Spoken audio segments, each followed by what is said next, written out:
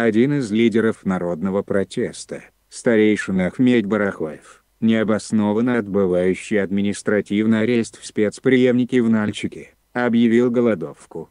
На этот вынужденный шаг Ахмед пошел в знак протеста против развернутых в отношении народного протеста и всего народа репрессий. Его беспокоит произвол, развернутый региональной властью и силовиками. Особо он обеспокоен уголовным преследованием участников акции протеста. Ахмед не молод. Состояние его здоровья вызывает опасения родных и близких. Я всегда придерживался мнения, что голодовка приносит больше вреда и в первую очередь здоровью именно голодающего. Как стало известно, Ахмед не намерен прекращать голодовку и просит встречи с правозащитниками, председателем Совета при президенте РФ по развитию гражданского общества и правам человека Михаилом Федотовым и председателем Комитета гражданское содействие Светланой Ганнушкиной. Я не знаю, почему он выбрал именно этих двух известных и уважаемых моих коллег, но знаю, что Ахмед мудрый и принципиальный человек, который осознает, что делает.